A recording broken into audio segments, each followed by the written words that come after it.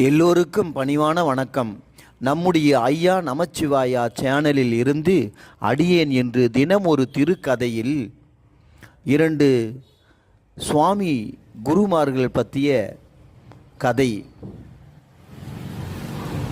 குரு சிஷ்யர் 2 பேர்கள் நம்முடைய திருவண்ணாமலையில் வசித்து வந்தார்கள். குருவை மிஞ்சிய சிஷ்யன் என்று சொல்லுவார்களே, அதை போன்ற கதைதான் இது. ஒரு முறை குரு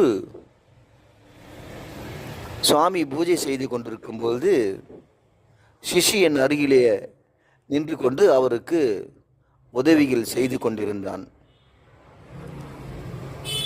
இந்த நேரத்திலே குருவானவர் என்ன சொல்கின்றாரோ அவை அனைத்தையும் தட்டாமல் செய்பவர்தான் இந்த சிஷ்யர். சிஷ்யருக்கு ஒரு ஆசை, நாம் குருவை போன்று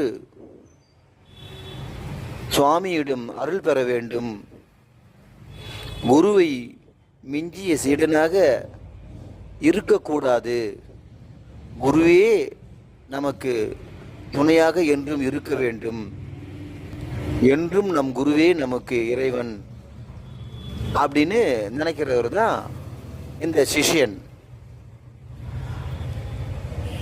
இப்படிலாம் அவர் மனசில் நினச்சிக்கிட்டு குருவை ரொம்ப உயர்வான ஸ்தானத்தில் தான் நினச்சிட்டு இருந்தார். எப்பொழுதுமே குருவை பற்றியே பேசுவார். குரு இப்படி செஞ்சார், குரு அப்படி பண்ணார், குருவுடைய நாமத்தையே சொல்லிட்டு இருப்பார். ஒரு முறை குரு என்ன செஞ்சாரு, வாமிட் எடுத்துடுறாரு, வாந்தி எடுக்கிறாரு. உடனே சிஷ்யன் குடுகுடுன்னு ஓடி போய் அவருடைய அந்த வாமிட் எடுக்கிறது அப்படி கையிலேயே தாங்கி பிடிச்சிடுறாரு. அவர் வாமிட் எடுக்க கையிலேயே பிடிச்சிடுறாரு. கையில பிடிச்சி கையில ஏந்தி கையில வச்சிட்டு இருக்காரு. குரு பார்த்துட்டு ஷாக் ஆயிடுறாரு. என்னப்பா இப்படி செஞ்ச, இதை போயிட்டு யார் காலையும் படாம ஓரமா போட்டுட்டு வா, யார் காலையும் படக்கூடாது அப்படின்னு சொல்லி குரு சொல்லி அனுப்புறாரு. இவர் அதே போல எடுத்துக்கிட்டு அந்த ஆசிரமத்துக்கு பின்னாடி பக்கமா எடுத்துட்டு போறாரு. இது நடந்து முடிஞ்சு பல நாட்களுக்கு பிறகு ஒரு நாள் சிஷ்யன் என்ன செய்யறான், சாமி சாமி சாமி சாமின்னு ஓடி வரான். உடனே குரு என்ன செய்யறாரு, ஏன்பா ஏன் இப்படி ஓடி வர, என்னாச்சுன்னு கேட்குறாரு. சாமி, சிதம்பரத்தில் நடராஜருக்கு போட்டிருந்த துணியில் தீப்பட்டுடுச்சு, சுவாமி நடராஜர் நம்ம சுவாமி நடராஜருடைய திரைச்சியில் எரியுது, யாருமே பக்கத்தில் அணைக்கணும் சுவாமி, அணைக்கணும் சுவாமி, அணைங்க சுவாமி, அணைங்க சுவாமின்னு சொல்றாரு. குருவுக்கோ தூக்கி போட்டுச்சு. என்னப்பா சொல்ற கேட்கிறாரு. ஆமா சாமி, சிதம்பரத்தில் நடராஜர் சிறைச்சியில எரியுது சாமி அப்படின்னு சொல்றாரு. உடனே குரு தன்னுடைய ஞான திருஷ்டியில பார்க்கிறார்.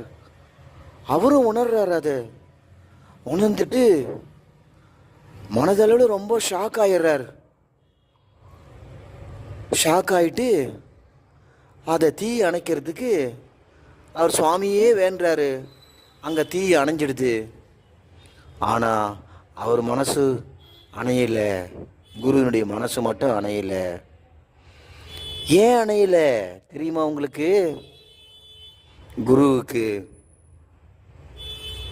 தன்னுடைய சிஷ்யனை பற்றி தெரிஞ்சுக்க ஆசைப்படுறாரு. அப்போதான் எப்படி இவருக்கு இந்த ஞானம் கிடைச்சதுன்னு யோசிக்கிறாரு.